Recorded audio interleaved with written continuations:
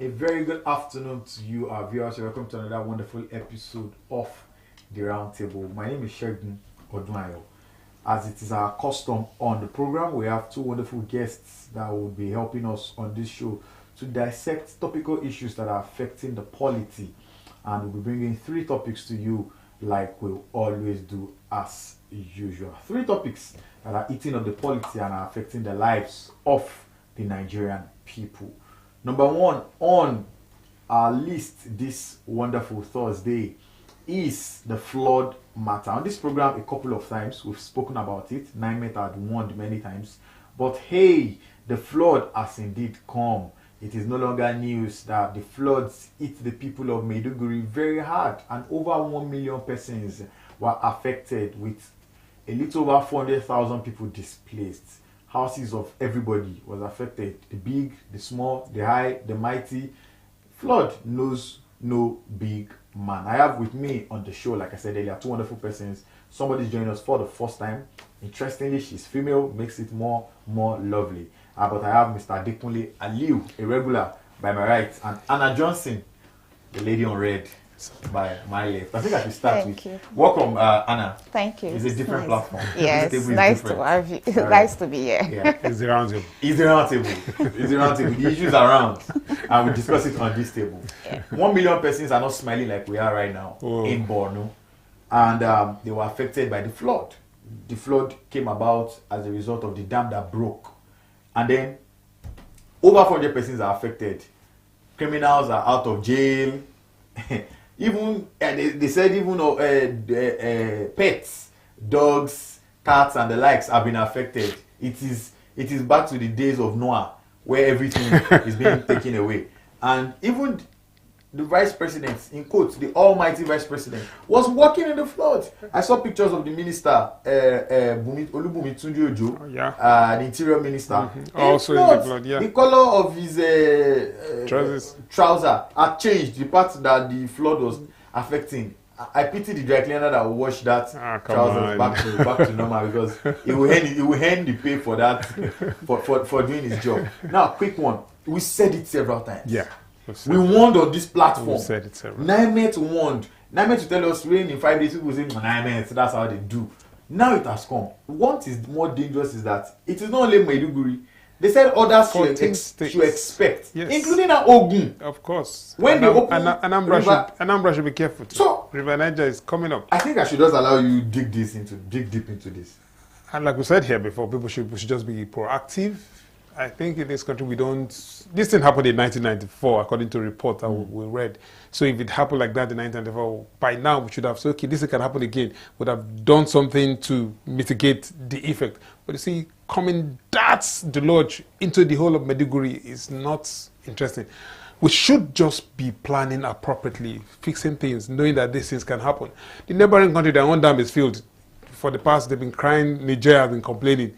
They've been opening their dam, the rain there has been so heavy. And I now ask God, how come they are in the desert region, they are enjoying such much water? I expect the land to absorb the water because it's a dry soil. But again, the water is coming this way. I don't know, maybe we need to ask God something. Why is it like that? But again, he's the mighty man. We can't question his doing, but we can work with what we see. That's why the country should do appropriate planning. I learned this morning that the president has approved 108 billion for emergency, and I'm like, we just train money into it again. We should be able, by now, we should be thinking of building bigger dams. Look, this water, I told you that, I said, this water can be harnessed. This water can be taken and used for something appropriate. But we are letting it go. And it's going to come towards Oguna. It's going to come towards other parts of We have other dams. The Cameroon dam will soon be opened. I'm hearing it's going to be opened next month, October. So, I mean, it simply means that the disaster is simply just looming. We'll just take it. We'll absorb it again. After that, again, we'll go back again and relax. And the next one again will happen maybe in the next 3-4 years again. It'll still be the same thing. Take for example like the Ogun State one here. I'm asking everything, what exactly are they doing to when this thing happen again, that it won't be that effective, or it won't be that devastating as it used to be. That's how government should be thinking. I don't know. I'm just here to talk. All right, Anna. You know, this is a matter we've treated several times on this platform. Yeah. Several times on the Punch platform. It was on the front page for days that this thing is coming. Several times on different days. We kept warning, we kept talking about it here. I mean, the agencies that are supposed to be in charge, you know, at a point they said they kept some persons in IDP camps, you know, taking them away, relocated them from their places. But that's not a permanent solution. That solves nothing. You can't divert people from their homes. Now this has happened. Women and children are always the first to be affected. You know, the men can still hustle and, you know, get out. But now it has started in Borno State. Thankfully, one of the two people occupying the Aso Rock was the former governor. Former governor as well, current vice president. I even hear his house has been affected. His own personal house has been affected by the flood. Perhaps if it touches the big boys, maybe they will look for something, a solution for the small boys. Well, it's quite devastating what is happening in Borno, because you see, I saw a video of a man carrying his sick father in the flood. It's quite sad. A lot of people are hanging on the roofs. There's animals, so reptiles, wild and roaming the streets uninjured, you know. So if the flood doesn't kill you, there's going to be animals there waiting for you. And then I read a report that we can't even ascertain the number of people that are dead at the moment. They are dead, not even, you know, because the water is dead. There's water also bringing out dead bodies that have been buried. So there's, I think Sema said they've brought up to 9 body bags for people. They're still bringing more. They're bringing more. So it's really harvesting death like crops. Like as if we are just plucking cassava from the floor. Like it's I think we Nigerians, we don't only take stop. We don't want to listen to stop. Just like that's the period of now, the flood is coming, you know, consistent warning and all that. They didn't listen until the flood came. So I think the government. Is it the fault of the people or the fault of these agencies? The regulatory agencies, the bodies, the government, the planners, the people that everybody handed over powers to everybody. So everybody, we can't do it alone. So if I tell you to move and you don't move, and you can't force people, because if you are telling me to move and I don't move, it's because where are you telling me to move? Is it going to be conducive? Am I going to be safe there? We've had, you know, you'll take me to an IDP camp because of the level of insecurity, and the next thing I'll come is maybe they'll come and kidnap me, or we are raped. You know, those concerns. So it is just joint. These issues are multi-dimensional. Yes. So you want me to move? Where to? Where do I live my life? I mean, leave everything I've worked for. Where am I going to? How do I start? Then the level of insecurity. What is the probability or the assurance that when I move to this place, I'm safe? Life will be fine for me. Life will be fine for me, and we won't have to express the same thing, and I won't have to move. Do I have to keep moving every time there's a flood? That is also the issue. I think one factor that people have not examined is the fact that Boko Haram bandits might also have been affected by the flood. That's the truth. And who knows if, you know, who knows if the flood is now making joining everybody together. And then you don't know. Yes, because they are inmates. Inmates have also escaped. Yeah, and we said it earlier that, you know, people in prisons have already now they have jackpotted, so they are now human beings. So even getting those people back, you know. For me, I think the government should look at how we build our houses. The drainages, you see the volume of that water from the dam, the way it was escaping. Now, people say the dam did not collapse. The water just overwhelmed the dam, and the water just like, look, I got to go.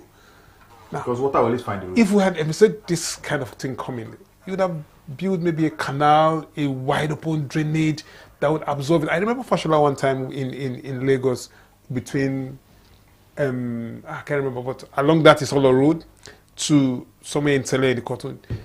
Because of the persistent flood before the previous government, when he came, he dug a underground drainage that for 2-3 years, we now blocked it. He's now back again to the same thing. That thing was just absorbing the water and taking it to their proper place. So I think something like that should be created, so that you just go and open. The minute this water is coming, you open it and the water just go to that level and go somewhere else.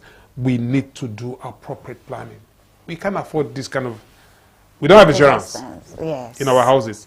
We don't have appropriate insurance on our cars. You can imagine the loss of cars, the loss in engine, the loss in property, individual and collective, even with government. The show of Borno, I'm sure if they go to his palace, some of those artifacts that had been kept as so valuable would have been destroyed by water. So we need these things. It's economic loss. If we're spending 108 billion naira to revive the city, we could have spent that money too on drainages, good drainages before now. this happens. Yeah, Yes. to save To mitigate this. people. it's unfortunate. It's really sad. I mean, we can only, extend our heartfelt, heartfelt opinion that, like we're doing here on this show, to the leaders of Borno, the people of Borno State, and the many persons that have been negatively affected by this flood. I mean, for some people, this may just be the end of them. I mean, if they don't die, their businesses are collapsed forever. They may never get attention from the government. The billions that the president is trying to push into that society and into that economic state may not get to these persons, and that may just be the beginning of the end of their survival. We do hope that this has happened. We do hope that others can be coped. Now, quick one to Anna. How can we ensure, now it is coming, it has finally come, like they say. How do we ensure that what Borno people are presently facing does not go beyond Borno? Because now, this one, they screamed and screamed. Nothing came out of it until it happened. Now, Ogun should be on alert, because they said they will open the dam, the Cameroon Dam, in the next couple of weeks, in October, which is only a couple of weeks away. And then other states should beware. They said Benue should beware. They said Anambra should beware. It's affecting many places. The particular governor last year went to one of these places that was flooded, and they took pictures and flooded social media. Now it will be social media that will be flooded. It will be the actual streets and lives of people. What can we do, and how can we ensure that these people are not just listening, but that they are obeying? Okay, so I would want to say Ogun State, because I stay here, I reside here, so it's personal. It's personal. When there is when just a little rain and we can see the massive flooding. I mean, if I want to come to work when it rains, I have to please state your area so that you can be sure that state that area you stay. Don't worry. Everyone would know. So I'll have to enter Kano when it rains, like heavily. Kano. Your own area. That's why she's personally affected. That's why she's a state the area. road. So that so the man I'll can have know. to enter Kano to pass the flood. You would. Most people would know the place. Exactly. Now, and they've not opened the flood, so how much more when they've not opened the dam? And so are you using Kano currently? No. There's no rain. Yeah, when the rain is heavy. So it's a norm. It's a norm. Means when the rain, Kano. you just swim. You have to swim when there is water. The rain is heavy. So sometime June, July, we had that. I mean, it's apart from the health issues that we saw the outbreak of cholera and all that. In your area? Not in our area, generally in Nigeria. I think 23 states are affected, yes. So that alone, the water alone that flood can cause cholera. People wading in it, walking in it, health issues. I think it's beyond just saying move. Ensure that those people at that place move. Ensure.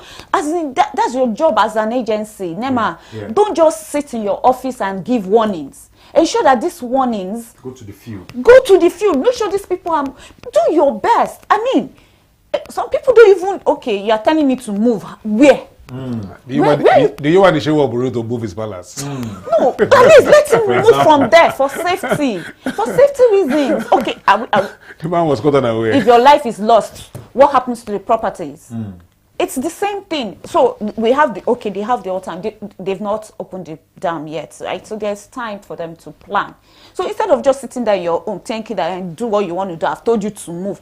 Why not go to the fields, to these people, make them understand that this is what you're going to be faced with if you do not heed this warning. And don't just tell us to move. What are the efforts you are putting in place to ensure that even if this water is going to be released, it won't have as much devastating effects on the society, on Ogun State and other states at large, because it's going to bring down the economy, it's going to affect houses, people will lose homes, people will lose life.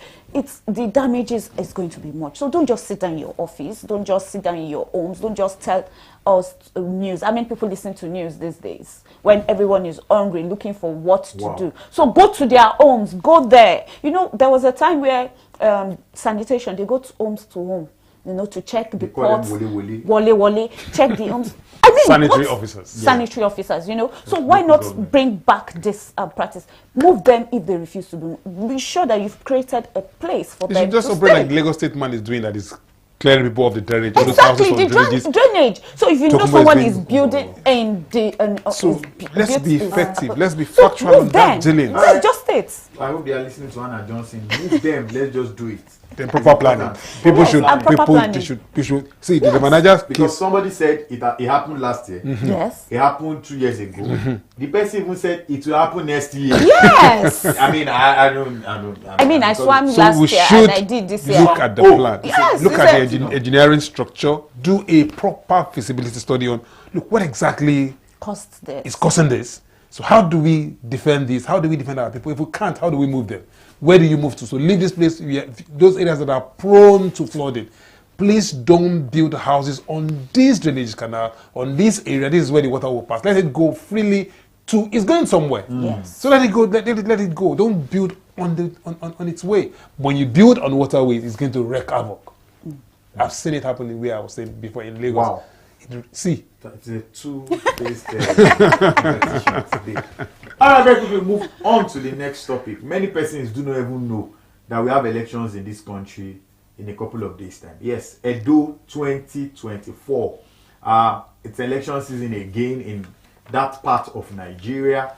And just yesterday, the Edo State Governor Obaseki, was addressing General Abdusalam, and he told him that, hey, count me out, count my party out when it comes to signing the peace accord. The peace pact is this, coming together of major stakeholders in an election that's been organized by General Abdusalami over the years. The big boys from the PDP, the big boys from the APC, and there's the Labour Party now. The big boys, let's come together, let's sign and say there's no place for violence, there's no place for unnecessary things. We are only going to be voting, counting our votes, electing a new leader, and going on with our lives. But yesterday, the Edo State Governor said, count me out. And what was his reason? He said that the security agencies, the police, have sided with the APC in arresting their members and frustrating their campaign. Earlier today, the APC party chairman in Edo State, spoke to the press and said, hey, we may not be a part of the pact. He said that, he was actually saying the same thing the governor of Edo State said yesterday. Said that their own members were being arrested by the police was not doing his job. But, about 1 hour or more ago, the pact accord, the peace accord was signed.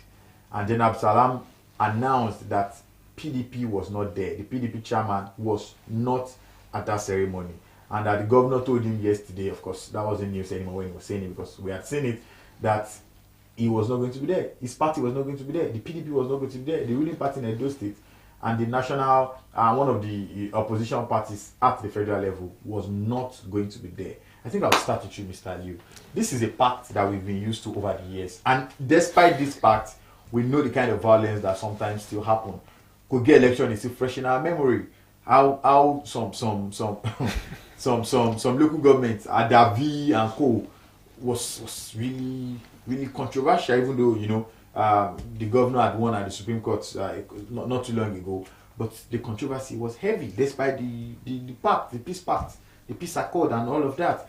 Now, openly, both the PDP and the APC said they were not going to sign, but it was the PDP that came out to make bold of that threat and make it a reality by totally ignoring it. Are we preparing for trouble in the couple of days? That's when I had to write the statement this morning or yesterday, I was like, why is this governor saying this? It's wrong. It's a reckless statement. The governor should not do it. He should not even take such action. Your party should have gone there to sign. What the signal he's sending us is going to turn the state, set fire. That was BK's word. Set fire on themselves, if we want to use that word. But that's wrong. As the number one person of your state, you should sign, even if there's trouble, go and sign the accord. It tells that you want peace. It tells that you want progress. You want this election to be done in a safe way. But not signing means you're also throwing tantrums, you're throwing trouble, you're ready for fight. It's wrong now. The APC too did the same thing. What was the accusation? Press conference. The accusation was that PDP chairman was arrested because he attacked some APC members in Esan local government, somewhere like that. So, and their men too are also picked up by the police. So don't you want the police to do its job? The police will do their job. They will arrest him. Regardless of PDP or APC. It's not about, it's about safety. So you as the governor, what are you saying? What are you telling the people? Are you telling them to go and carry arms now, to go and fight? That's wrong. Despite the fact that even in some time when they signed this accord, said they don't adhere to it, they don't keep to the accord. But again, at least it tells that you are moving forward. You have a peace. But he said he's not going to sign because of just that those few people that were arrested, 10 of them. So 10 of them compared to the whole population or to the whole trouble is wrong. What you do is you don't do that. You sign the accord, you move, you talk to the people, and you keep talking to the police to release your people. You've written your petition. Let the police do its work. So if you don't allow the police to do its work now, how now you're already preempting or trying to create chaos? It's wrong. Or building chaos? It's wrong. Let's work for peace, please. I think the governor should recount. But again, they refuse to sign. So let's just pray there will be peace. Anna, let's come to you very quickly. Now, it looks like there's tension in the air. Because not only did the governor say they won't be there, they did not go there. They were not there. The PDP was not there today. The APC, the Labour Party and other parties were there, but the PDP was not there. Is this an introductory letter to violence come next week? I think so. You expect anything because a peace pact is signed to ensure that, to say, oh, we are going to accept whatever the result is in election. Like the election, we are not going to doubt it. We are not going to have join words. We are just going to, we are suing for peace. So that's what the peaceful, a governor coming to say, no, I'm not going to sign it. It's telling us, whatever the outcome of this election is, if it doesn't favor me, I'm not going to accept it. Because it means that it has been rigged. So that's why it's preempting, which is very wrong.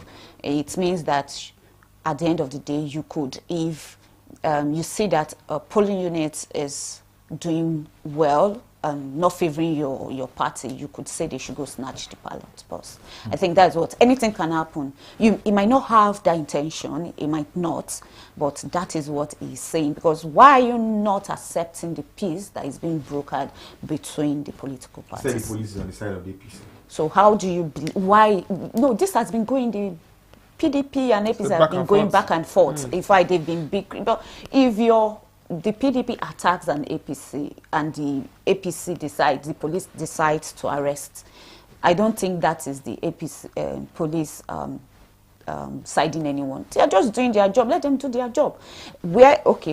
I think the best thing would have done is point out where they are wrong, and the people involved should be picked up. Do you understand? Instead of blatantly saying, no, I'm not signing. Is it everybody? Is it all the political parties that you're having issues with?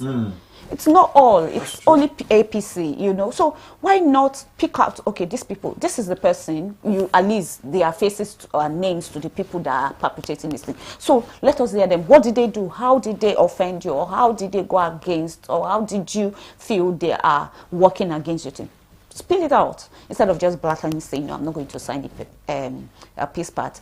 And you know, people read behind the meanings. People do and undo. They go beyond what you spell out. So there are people already planning to create chaos on that day. So you're saying that, no, you're not signing. You're already giving them an emblem in hiding place to perpetrate whatever evil they want to do. I don't think the governor should have said that out loud and actually go through with it.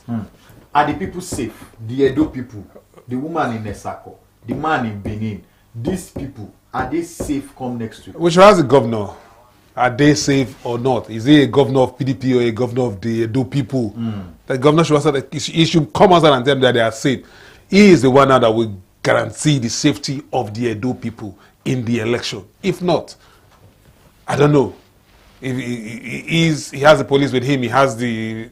Thank God the INEC chairman said they will not allow the security network, the vigilantes, and to participate. So he should also give assurance because he should work in tandem with the police. With the CP. I was watching his. You shouldn't expect the CP to just release people to him anyhow based on allegation. He said he spoke with the CP and that he didn't hear from the CP. The CP will do his own job. He said the CP was answering to the IG. Yeah, okay. Rather than him, that is the governor of the state. That's allegation. The CP is like this. He said all this on television. If they release, when the APC people were saying that, look, the man that was killed, the inspector that was killed when at the airport, Benin airport, when Chaibo was attacked. Yes. That up till now, the police have not even arrested the killer and so on and so forth. It's a back and forth thing. They are accusing themselves. It's politics, but you still do what you should do as a governor. That's what I'm saying. You don't. The people that attacked his team then were from the PDP. They were from the governor's. So you see, it's a back and forth allegation. So the governor should be the governor of the people, not say statement that will incite trouble. He should just govern appropriately. This election, this is a sensitive period.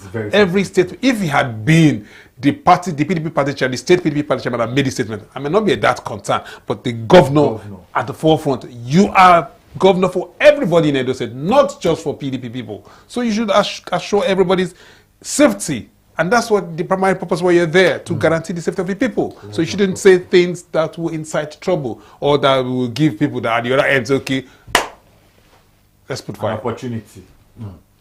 All right, the governor was also saying that one of the rec persons from INEC is related to the Minister of Abuja, Minister of the FCT, Nyesom Wike, and I want that person out of the state, and that person is partisan.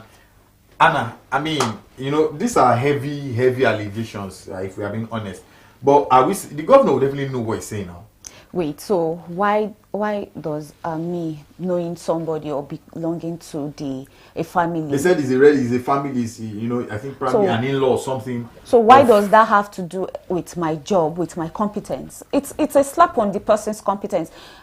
Where is the proof that I am working or going to work against? Why are you preempting the person got the opportunity? That opportunity because of. Are you trying to say every person that has been working with you as the governor of Edo State got the opportunity because they know you and not because of their competence? Is that what he's trying to say? No, he was saying that person, that works with INEC, got that opportunity, got that position because of his relationship with the FCT minister. And that now that person has been deployed to his state, and that person has come for one reason, to come and take that state away. So the FCC minister is a PDP member. The governor is a PDP member. So why? The person also might be a PDP person. So what are we saying? These governors, they know how to hit the politics. They know how to make the system hard. They should stop it. That's what I'm saying. As a governor, he should be very careful what is coming out of him.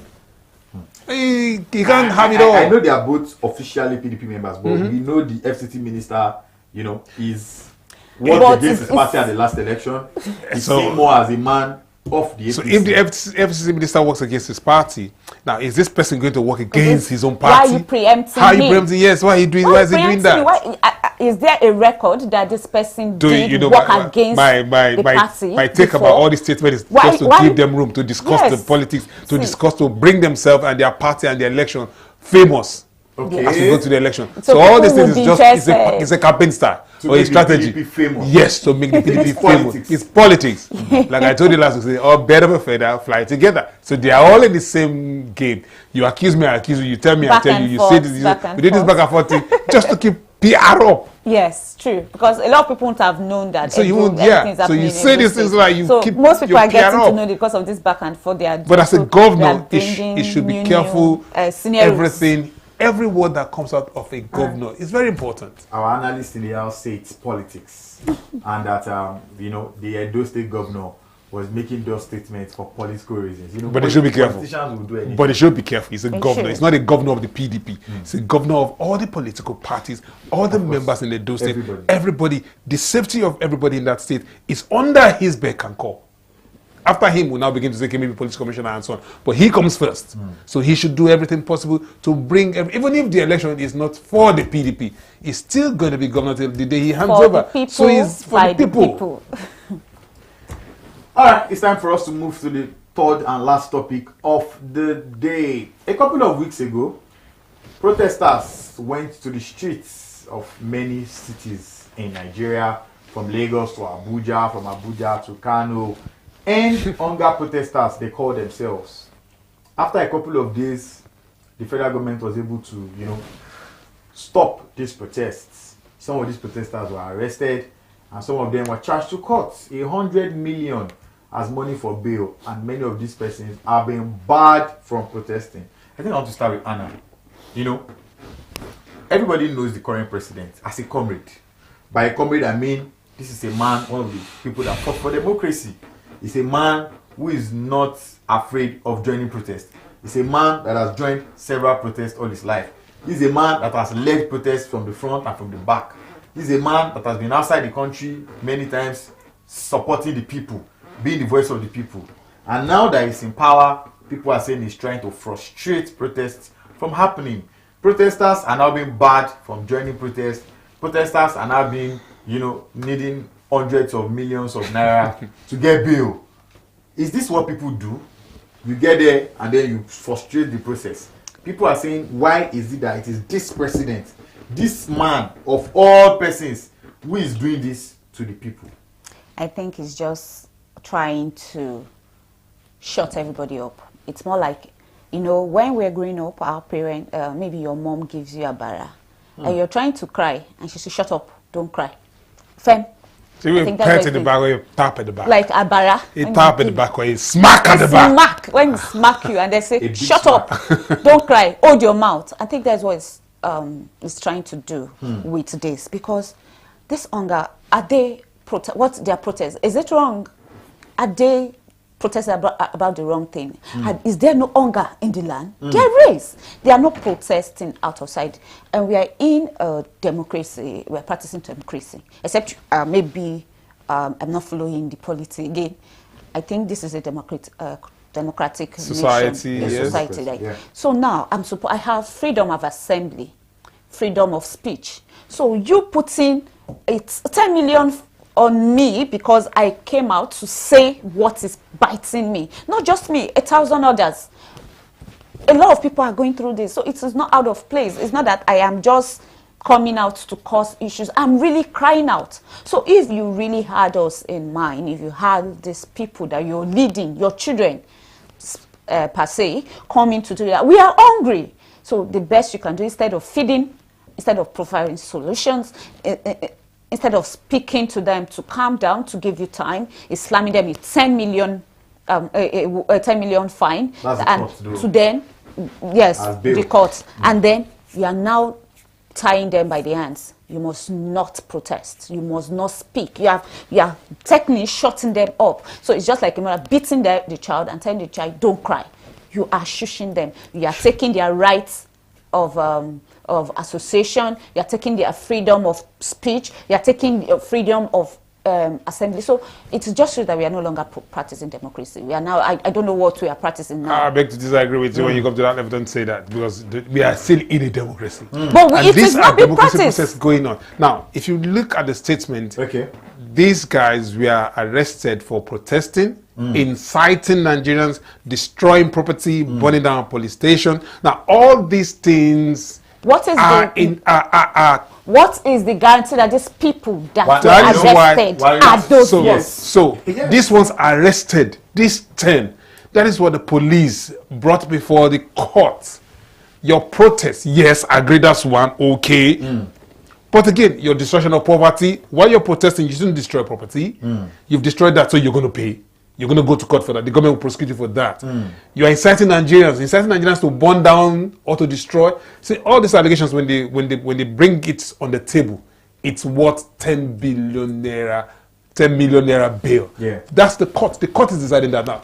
As much as we want to say the presidency is shushing these people, yes, but this act, are they done? Have the police do a good investigation to discover that like, this guy's committed this crime or not?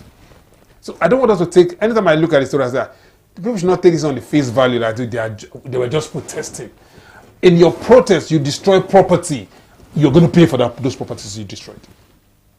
Your protest should be peaceful. If your protest had been peaceful and nothing was done against you, the policemen that were killed and they were attacked, it's government people, you are going to pay for it. So for now, they are on bail. They say somebody is in sub judice, is in courts. I think I want to win what I want to say. Okay, so it's only you. No. I want to say something. I'm thinking, yes, they were taken to court by the police. Yeah. Yes, they've been asked to pay this money. Yes. This commander-in-chief is a popular protester. Yes. Has been on the side of protesters. Yes. While he was protesting, has he destroyed property like that? You know? Now, this time around, the law... What if this is political? What if this is just trying to